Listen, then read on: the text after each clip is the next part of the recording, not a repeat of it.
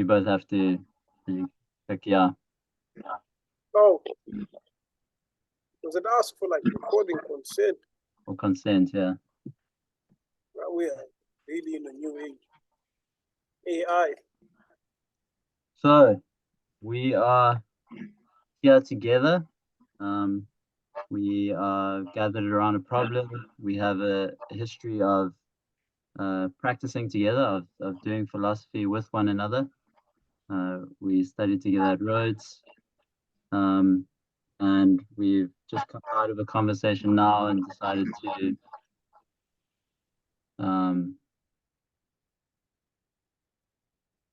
demonstrate or to record, to hit the record button to see what happens. So what I'm going to do is kind of lay out the problem space of what we've been thinking about and what we've thought to be the most worthwhile to do in terms of thinking about this problem space, and then we're going to see where that goes.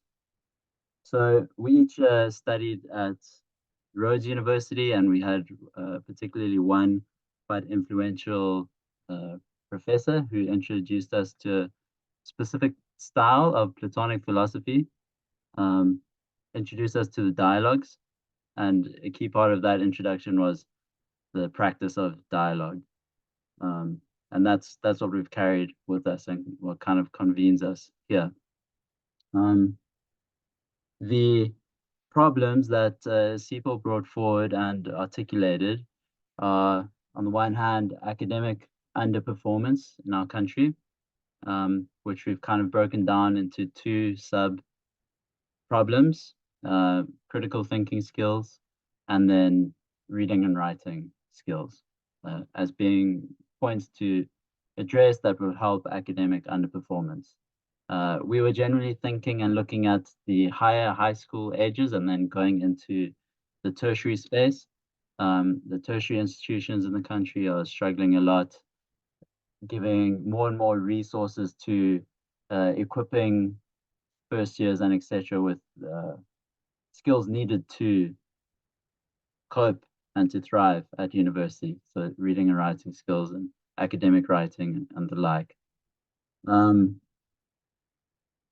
The other problem is our own unemployment or underemployment as graduates, as having certain skill set, moving through postgraduate spaces, but somehow not existing within the institutional frame at the moment, within the academy.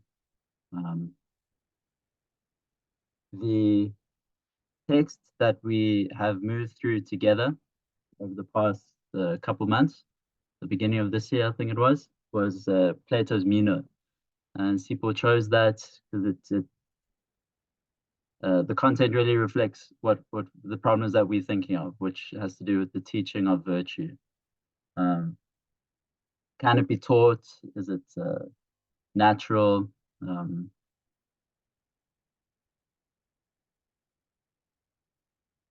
What does one do? How do you cultivate virtue, and how do you engage others in that same process? Is pretty much the questions being explored there. I think that's a good start. Maybe we can go around and reflect a vision of the same space, or if you feel like picking up on one particular thing, then yeah. So hopefully that's open enough and constricted enough to see where we go.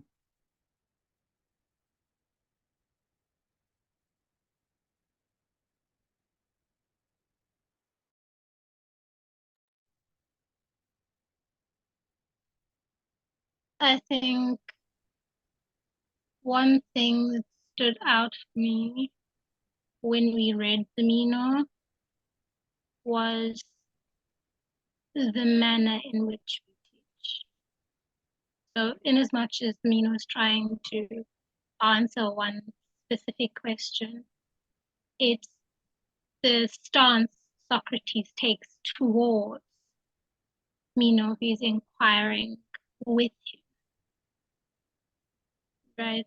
It's a friendship relation more than it is a sort of teacher-pupil relationship. And I think that is something we can utilize in trying to respond to some of the social conditions that we see, trying to remedy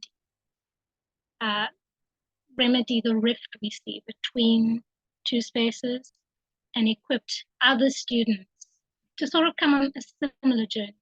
Because I believe even if you are more focused on literature or you're in the science, you have a very unique perspectival glance of the world that sort of needs to be refined and brought out by dialogue.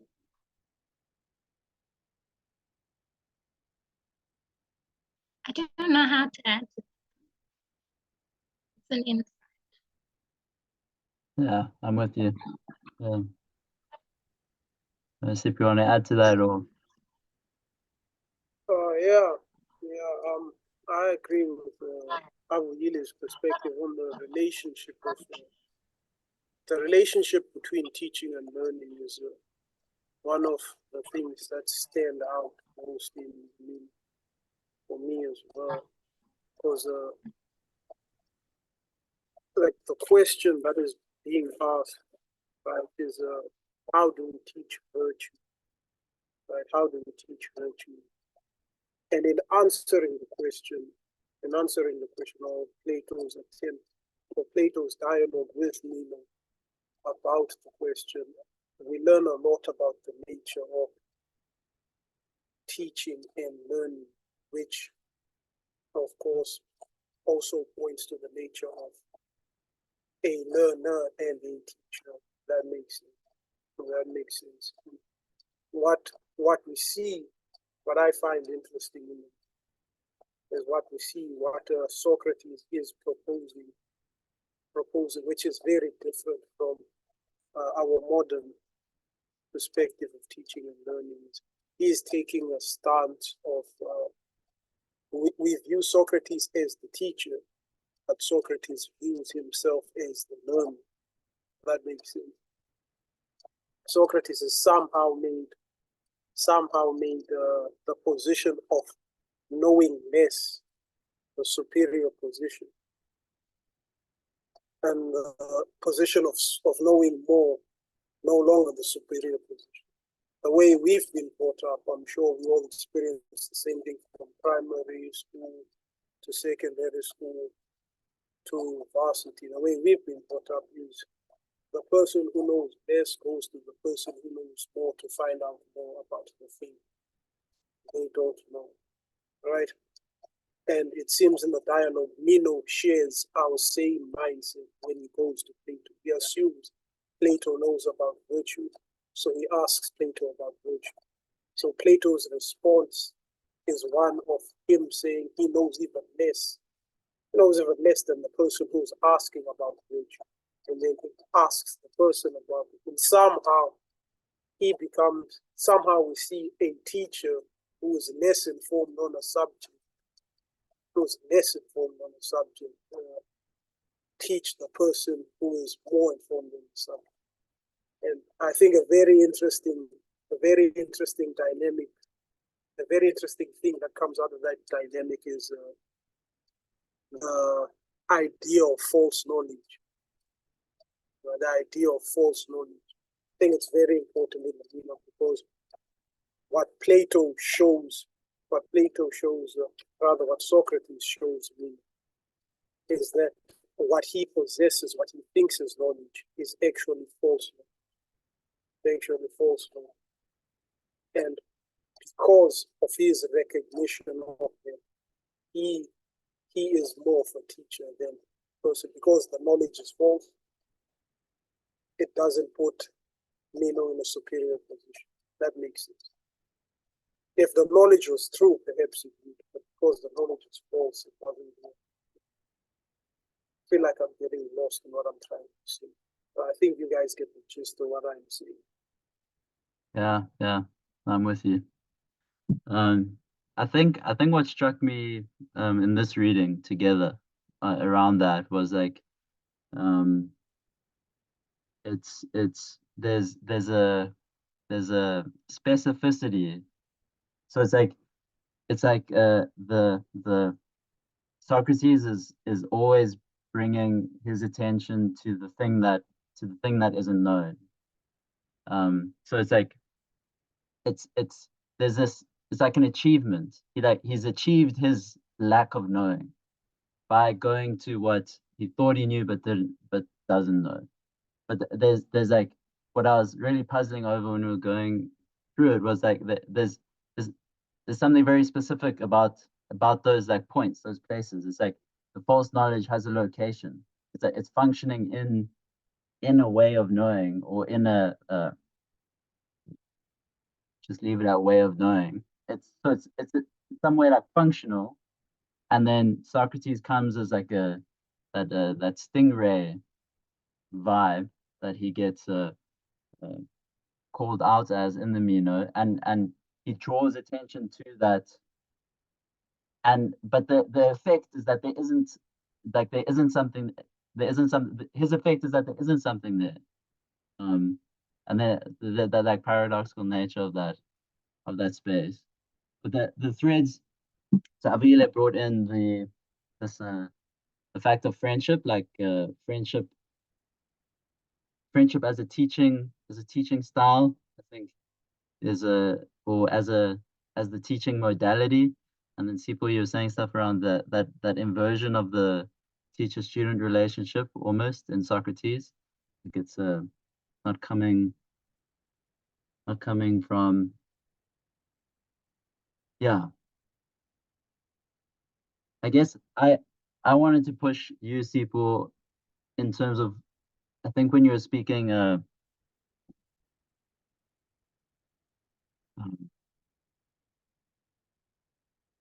forgetting exactly, but you were speaking about Socrates and what he knows. I wanted to push you to make a proposal on his uh, teaching position, I guess, or it's quite an unclear question, but will you be pushed? That reminds me of from the beginning, we had the frame of Sipho enjoys punching people, and he enjoys training people how to punch people. And wrestling.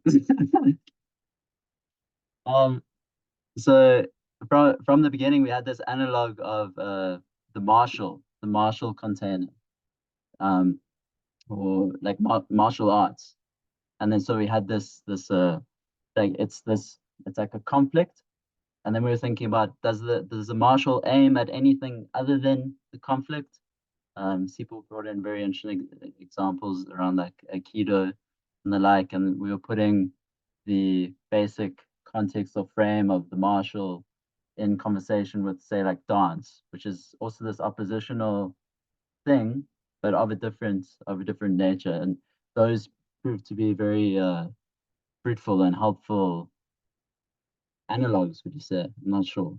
So I'm pushing pushing these people. All right. And since you're pushing out who will work together on this, what was what was okay? So you were asking about Socrates' position as a teacher, if I'm understanding you correct. So I think what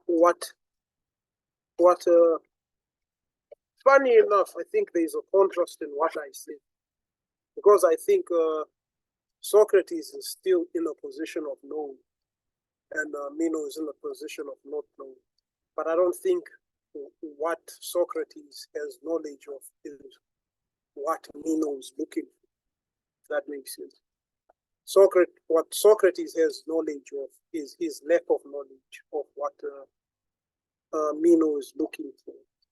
And I think what makes Socrates a teacher in this, what makes him a teacher to Meno, even though I'm sure he would say he isn't, but what would make him a teacher to Meno in this particular scenario is he is making Meno aware of what he doesn't know. That makes sense. Because making Meno aware of what Meno thinks he knows but doesn't know. And as he points out with the example about, can't remember whether it was a stingray or sting something, but the thing that makes a person numb, basically a thing that makes a person aware of the lack of knowledge. Fuck, I lost my train of thought. Anyway, what's Meno looking for? Like, why is he coming to Socrates? Yeah. Meno is looking for the answer about virtue, whether virtue can be taught or not. So Meno is looking for this specific answer on whether this thing can be taught or not, and if it can, how is it taught, right? Basically. And now, as soon as that happens, Socrates accepts the question and then redirects the question. He takes him a step before his question and asks him, what is virtue in itself, right? That's the point. He asks him, okay, how can I tell you anything about virtue if I don't know what virtue is, right? And that's the first step right there, where he shifts the dynamic of the conversation to one of answering Meno's question about virtue, to making Meno aware of his lack of knowledge of virtue. Because as soon as he switches to that question, the whole conversation is switched. And now the conversation is about the search for virtue. And whatever Meno proposes from this point on, right, Socrates questions and shows him that it still does not answer the question of virtue. Yeah. Right. And by doing that, he's slowly coming to show Meno that even he doesn't understand what virtue is. Right. So in that sense, he's like he's kind of like a format button. Socrates is kind of like a format button on a corrupt hard drive, where you just format the whole hard drive. Now you can put in information. You can put in information on the hard drive because the information that was there was corrupt. Like, like when a hard drive is corrupt, it's full, but you can't really do anything with the information that it's in. So just erase everything, and then you can do the things properly. But I think the benefit, I'm getting off track here, the benefit of what Socrates does to Meno, the manner in which he teaches him that he has no knowledge, he points him to a lack of knowledge of the thing, right? And he gets him to a lack of knowledge of the thing by running through everything he thinks he knows about the thing. By running through the things he thinks he knows, it's almost as if he's checking and realizing, no, that's not the thing. Let me remove it. No, that's not the thing. Let me remove it. No, that's not the thing. Let me remove it. Yeah. And then he gets to a point where he realizes it doesn't, which makes him more receptive to knowing that he realizes he doesn't. And I think that point where he becomes receptive to knowing is such an important part of the teacher-learner relationship.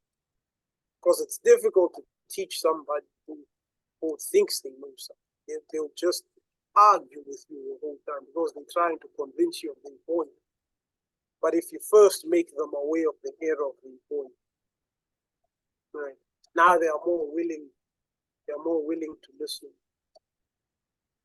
If they don't get offended and leave. Yeah, what stood out for me was in what you said there was that Socrates gets Meno to make proposals. He like draws him out.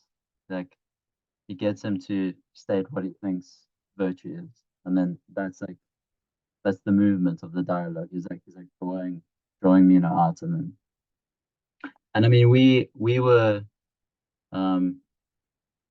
we approached that text because we are courting the same question. It's like, can we teach virtue? like if we've been inducted or seduced into this activity of philosophizing or doing philosophy with one another.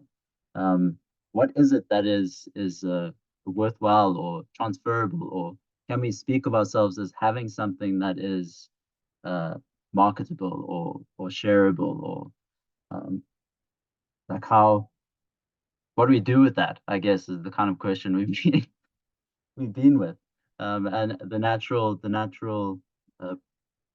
place for us to go, which was the great choice of Sipho, was okay. Well, the Meno, that's this is where that question is being asked. There was, yeah, I think there's something about that that disposition or that engagement that can deflect and that can contain. So it receives, deflects it, and then also contains a space in which a proposal can be made. Is what we've been coming to as that, like the educational gesture or the subject of education, that containing, that making space for a kind of unfolding, like so the implicit space or the background or the yeah. So I'm not finishing on any direction there per se or question, but I'm wondering what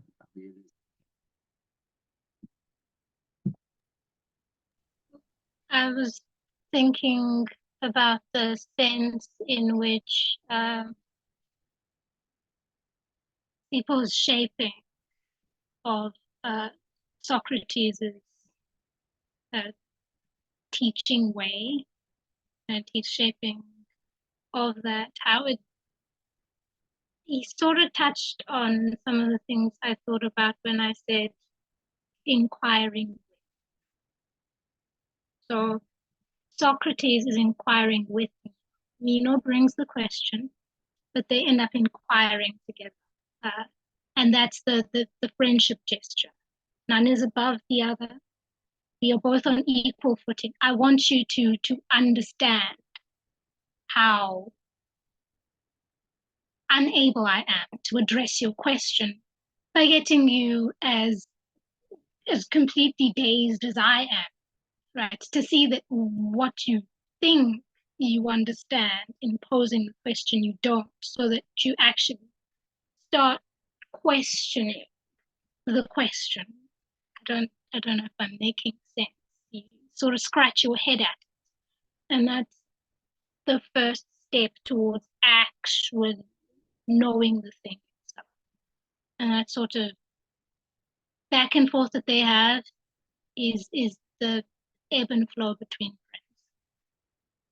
So the extension, the pushback, the extension, the pushback, the extension, the pushback. But every time we sort of do that, it seems like we're not getting anywhere, but we are getting somewhere in not only mutual understanding, but being perplexed by the topic. It just increases all the awe and gets us to start over again. So that unfolds over many topics.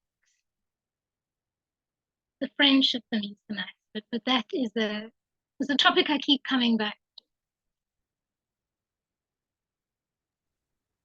Yeah, I think that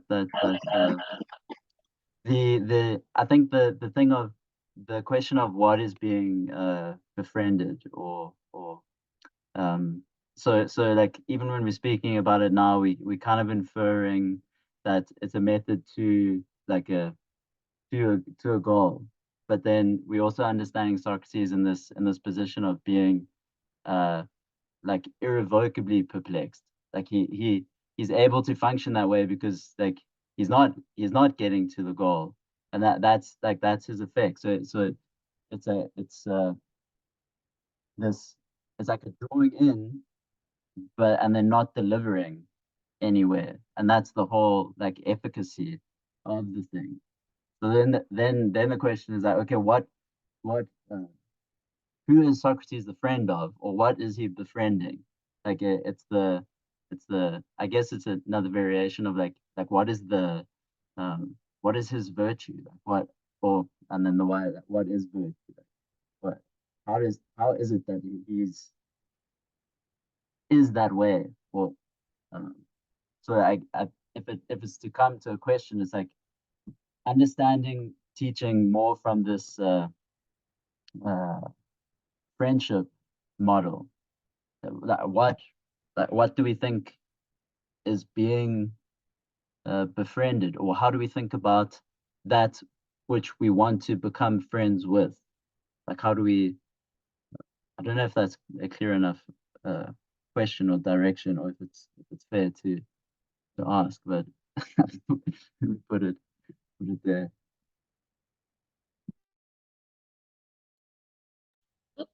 Friends in group. So what Socrates is trying to get you to do is to do that every day of your life, for yourself, within yourself, with other people, without other people, for yourself. Right? So for the sake of getting this flow going, be your friend. I will oppose you as a friend. I will stand there and sort of challenge you into a discomfort, which I expect you to do for me as well. And in doing this, we get something in the middle, but it goes nowhere. We walk away and we do it by ourselves, and then we do it together. But something happens to us as persons when we do the thing, which is to say nothing. But jazz. No, I get what you're saying. I get what you're saying. I get what you're saying. So I guess in a way, it would imply that we do get somewhere. We do get somewhere in the sense that the activity of inquiry changes us and makes us. It does something to us. It's almost as if what Socrates is suggesting suggest. I'm not saying this is what he's saying. People saying this. It's almost as if what he's suggesting is the way we get to virtues inquiry. It's almost as if that's what he's suggesting. Because the more we inquire, the more we realize what we don't know, the more it changes it, right?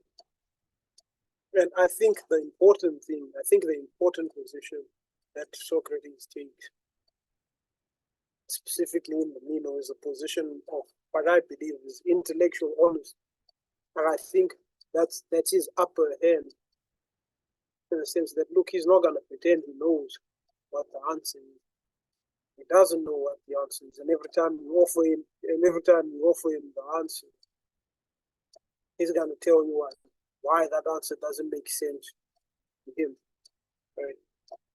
And I think what gives him the upper hand, is the intellectual honesty. Like him, he is more aware of himself than the other characters, and whether we can call that virtuous or not, I do not know. All I know is a great deal of characters, obviously, as we've seen in his other dialogues, a great deal of characters don't appreciate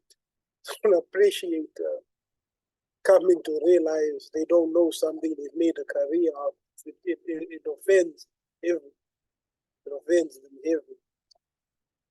But yeah, so I think it does lead somewhere. Funny enough, I think the thing that it leads to might be virtue. I don't know if it is. I think it might be virtue because it allows you to be more honest with yourself about where you stand and who you are. Whereas the other characters are deluded about who they are, and a great deal of them, their delusion leads them obviously to murder. I mean, we could call it sentencing to death, but essentially it leads them to murdering. They were so deluded that it led them to death. Anyway, that's how I was. I don't know if that answered any of the questions. That's it, like is the yeah, there's that part of the dialogue where I think Socrates is like saying, telling me, if you go, because they're in a different city, they're not in Athens. So he's saying, I think. So he's saying like, yeah, if you go to that city and you ask this question, like you're going to get tons of answers. Like there are many people teaching there about that, about about their virtue, or they'll tell you what virtue is. Like the many people that know there. Um, but in Athens, if you go and you ask someone, they'll laugh at you for asking you such a ridiculous question. They say, "I've got no idea." Um, which when we went through that piece of the dialogue, um, I I was thinking about that in the context of like the philosopher king, um, from the Republic, like this that that influence or function that Socrates is playing within the city, within the societal frame, by inducing this incredibly irritating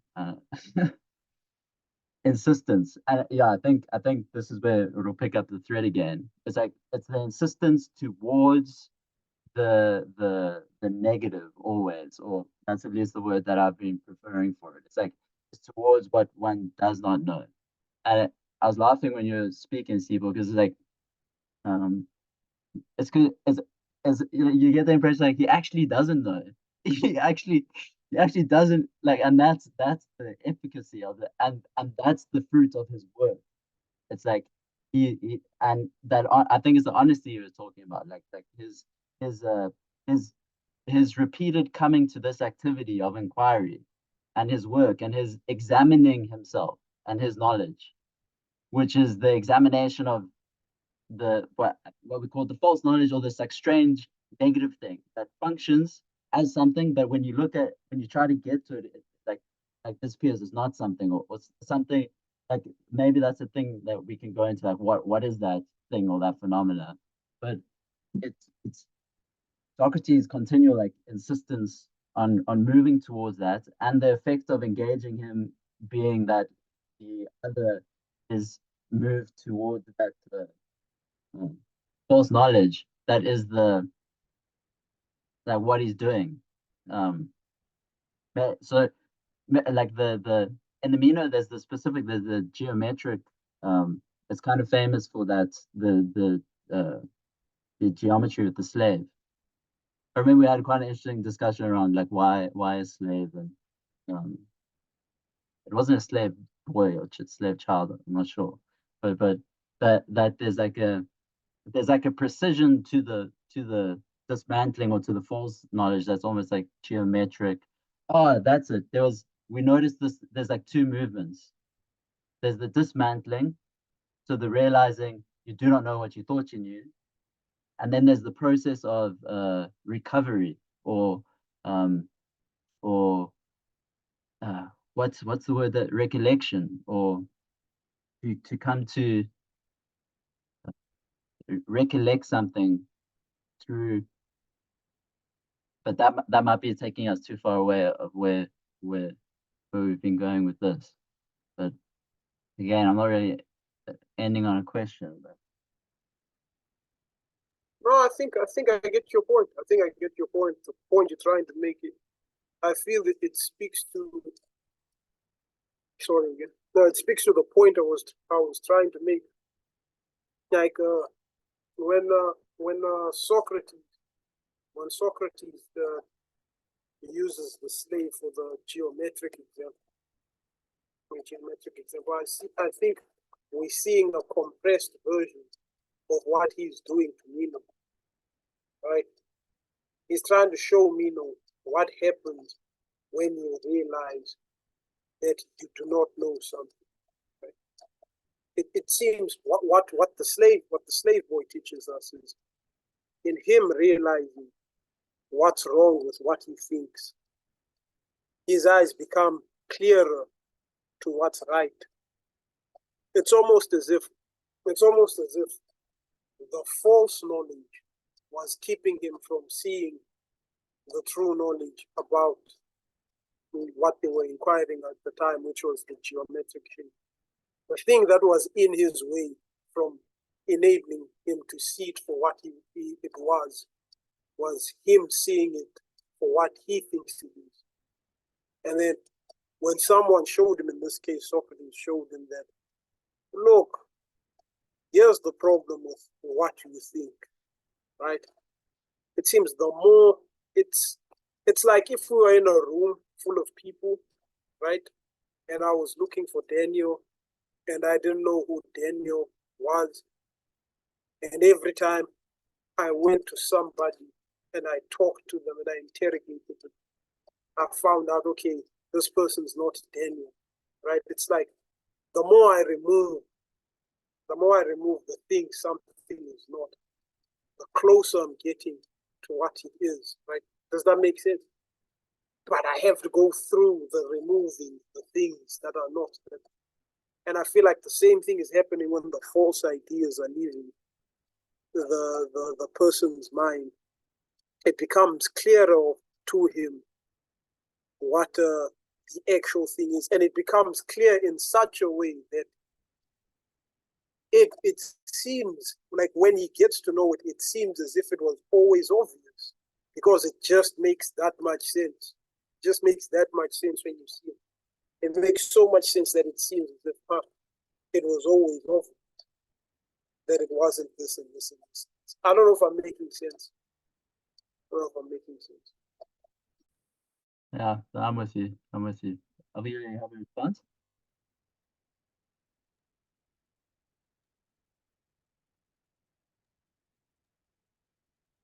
It's still muted. Okay. I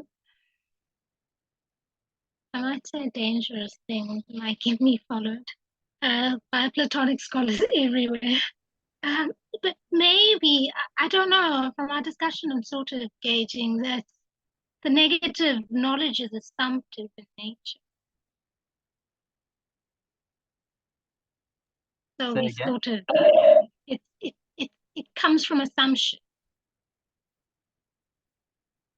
Yeah, I think that's an interesting direction to go in, like, because it's like it's the Sipho, what you're saying now, like when it's revealed as false, there isn't something added. It's like something's taken away. So that there's so it's functioning like an assumption, functioning assumptively. When it was examined, it appeared as being not there, or it as the having no ground, or there's just two things. The we it has been a it was also something like, sure, we we might be at danger of making too general the discussion, which kind of is what happens with Socrates, is that like people speak about his method, and then the speaking becomes about the method, like this extracted or this abstracted apparent process, or which is space for, and it helps, but then there's also something different to uh, well, that's not what they are engaged in. Socrates isn't selling a method. He's not like saying this is the method. Then the other piece um has left my mind, so I'm not sure. Do we want to press into that assumption, what it means to assume, and what I'm wondering, Avuyile, what were you thinking was I got excited when you were going to say something dangerous, or It might get me followed because I like having sort of an evidential basis from the text before I say something, so I can say, no, there, right? But now I'm just, oh, it sounds a lot like assumption. I do that a lot. And then I find out I'm wrong. And then I know the right thing afterwards. And then I'm a little ashamed because I sort of left into the air without any meaning. You sort of made assumptions about making assumptions. Something like that. But I think what I was trying to sort of say is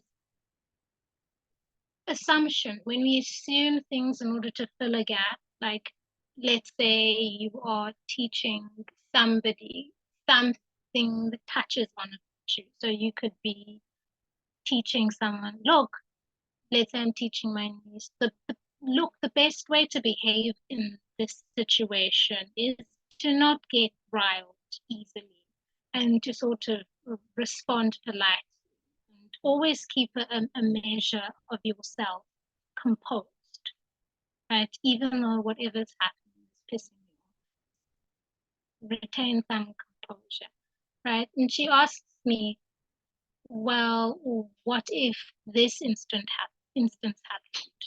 Am I supposed to retain the same composure? And I'm like, no. Look, they sort of come down to the same thing, but they're different ways to do the decorum, right? And I sort of touch on a very general point about virtue, sort of speed off to explain what I was explaining. I sort of assume something I haven't really thought about or looked into, and I interpose it where it should fit as a bridge to something else.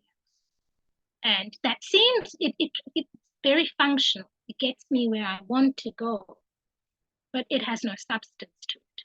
So she walks away with that understanding of virtue and is cross-examined by Socrates in the marketplace, and she crumbles and comes home crying. Yeah, I think that an interesting direction, like because it this thing of like inheritance, we inherit this stuff, and it forms the obviousness of our day-to-day life, and it's like the givens, or it's like it's the things that we move on, that we walk on, when it's really an examination of like what we are depending on in terms of moving. So that almost becomes like if we put that into the context of teaching virtue, or of valuing philosophy in as this kind of encounter, then is it like an ethical conversation that we then begin to have, um like how do you, I mean, one of the things, when we looking at the problem that brings us together about the academic underperformance in the country, and about our unemployment, and it's like, what, yeah, I mean, we end up like instrumentalizing what we're involved in as being that it's a space, it's a critical thinking. That's the extractable skill. Which, yes, we can affirm that, um, but there's a compromise. It's so then we were thinking, so what is it exactly that is going to be most worthwhile for us to do? Is it to create some kind of like inside where we can protect this activity of philosophy as we've been going, or is it to instrumentalize some of its fruits, in that it might be productive, um, in cultivating critical thinking, in and then further, and I don't want to, this practical stuff is important, like the reading and writing skills, but then you've got to ask the question, in what context are those skills really good? In what context do you really learn how to think critically? And if if we give ourselves too much to that instrumentalized Sorry context, to cut you. yeah, Sorry to cut you. Then could you repeat that last sentence? Like your sound disappeared. the I think it was the to what extent does the endeavor to make instrumental or useful the activity in terms of a perceived outcome, critical thinking, do we undermine the very conditions or the container that make possible that learning by protecting that space? Which I think that's very much like that's what we're wrestling. Like that's what um that's what we gathered around as the yeah, and I'm seeing that now as a result of this conversation in a new way. It's like a um, yeah. But let me put it down there.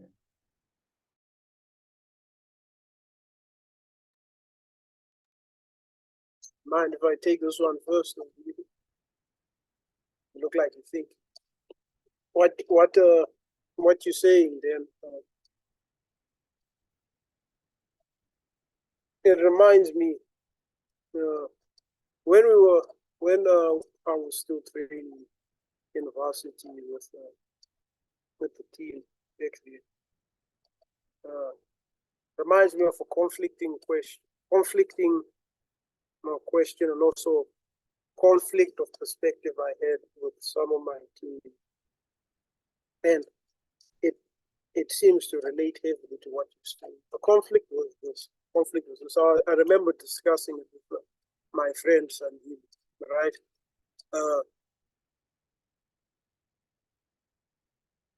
There's training and there's competitions, right?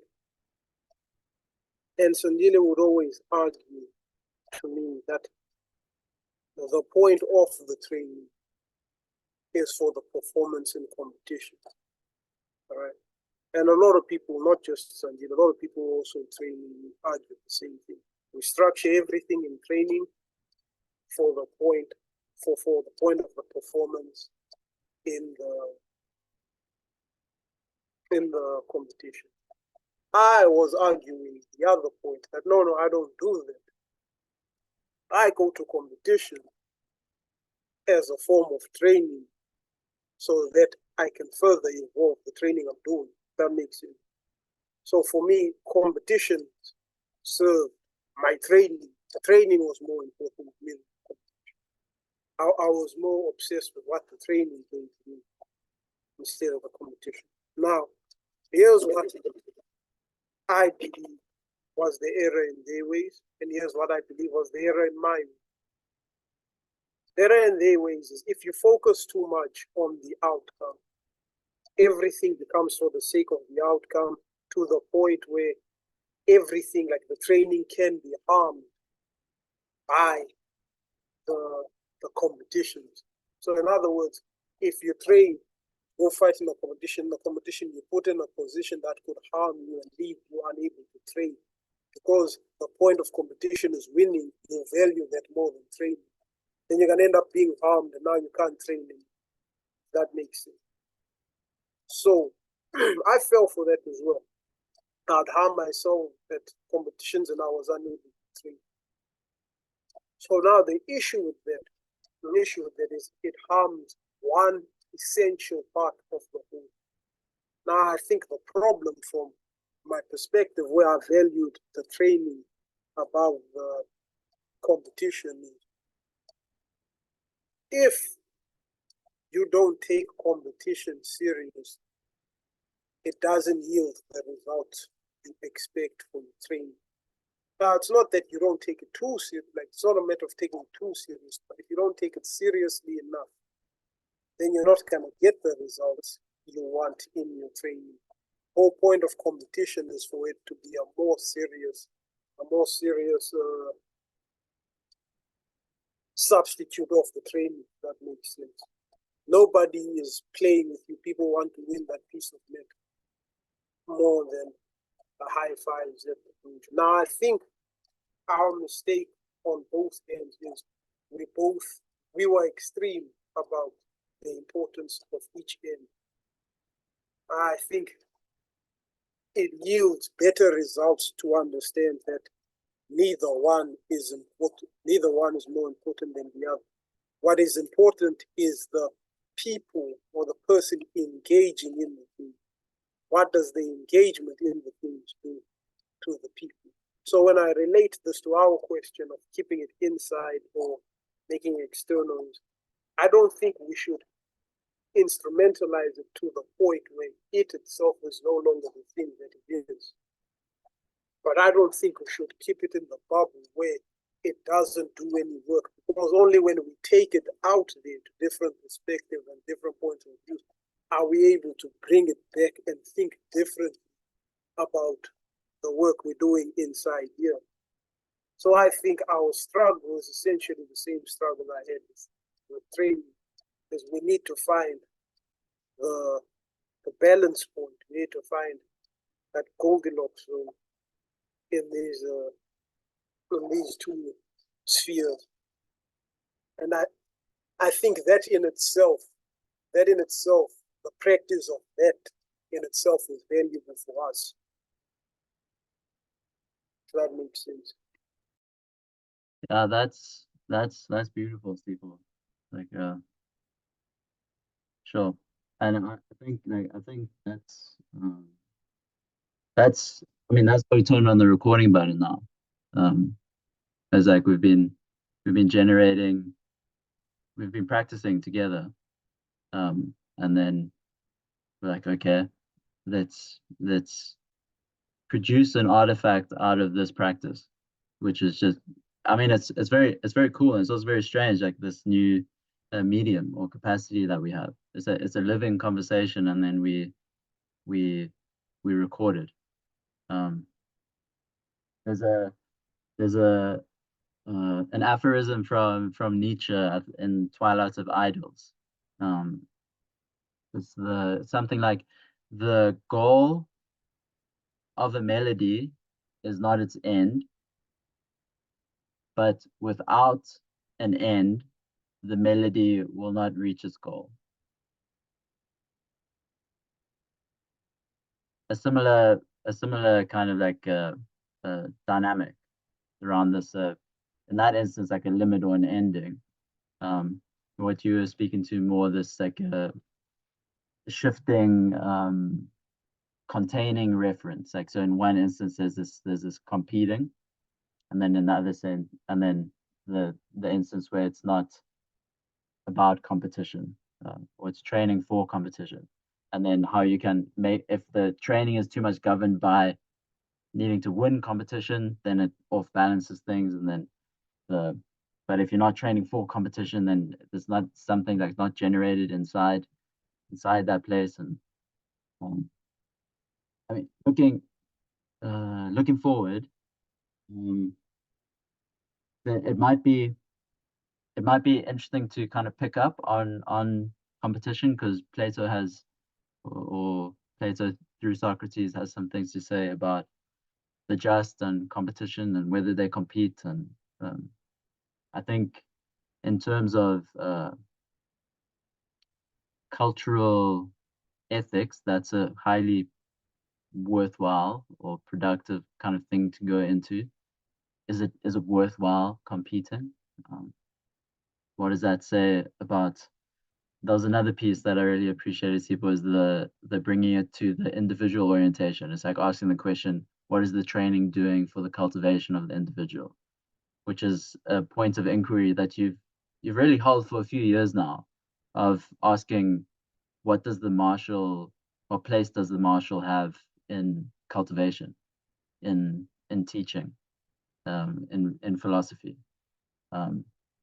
You even did your little foray in the anime in terms of teaching ethic. So that piece of competition, or why it is that just don't compete, might be something to pick up in another instance. The other thing that I've thought of a few times through it, and that came up for me, and we planned together around this subject, but we didn't really quite. So maybe it will have its own timing. But this feeling this relationship between Jesus and Socrates, and between the convicting towards the negative, so the false knowledge, and then introducing sin into the conversation from it might be an interesting place to go. I know a number of people have picked up that relation, similarity in the characters.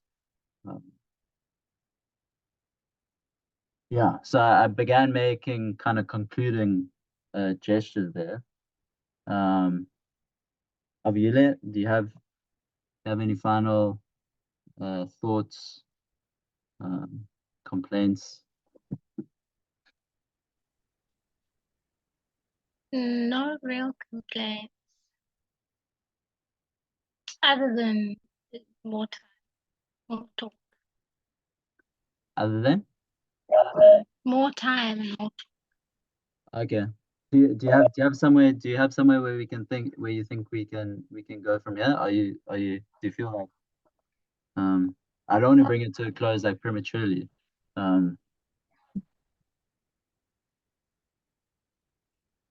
Look, as far as making an artifact, so taking a bite-sized munch of what we've been doing together over the past couple of months, I think this is a good place to sort of cap it. Because the longer we make these, I think the less rigorous engagement we're going to get, because a lot of ideas come up and it's going to be harder to hold on to the central thread. So I want to cap things here. I'm also not good at concluding remarks. Sounds like we're talking about the melody, not wanting to end. Yeah. That is Sounds like that's what we're talking about. I want to sing there. Yeah. The yeah. I think there's something I mentioned that the philosophy portal to you both a bit earlier, as being maybe a very useful case study for us. There's something to just like long form content, that I think is itself a statement of sorts, in an increasing space where it's increasing these smaller bites, because there's like there's a natural, almost a feeling for a natural length, like a natural, like all the dialogues, for instance, the Platonic dialogues, they have a certain, it's like there's a limit, or there's a natural progression or movement, and it's a skill knowing when to close it. Like you don't want to, yeah. So it's nice to look forward a little bit at possible places, and then, so I mean, I made the two just rough proposals, but we'll coordinate between each other. But are there any strong senses of where you'd want to go next?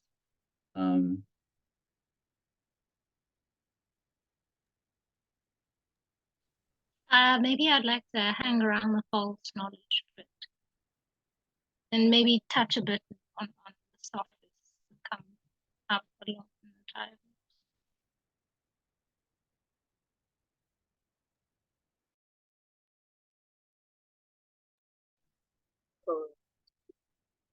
For me, I feel like we've planted a lot of seeds. I feel like what we did today is we basically worked the soil and we planted a lot of seeds. And I feel like I'm waiting for rain. We know how scarce water is here. So I feel like I'm waiting for rain. And whatever plant grows first is the plant I am willing to attend to. So if Avuyile sees it if she sees the plant we need to attend to is the plant for, as she stated, oh my God, now it's disappearing from my mind, false knowledge. False knowledge. Then I think we can As it does, yeah. False knowledge, I think it's particularly a good one to focus on, because it brings us to an important part of the Meno, and that's the part about truth. opinion, truth and opinion. So I think putting a pin here and starting there next time gives us all a good place to call it. Ah, cool. So maybe some reading before next week. If you can point us to those specific places, people on the group, that'll be cool. Truth and opinion. Okay, rad. Bye, thank you. I'm gonna end the recording.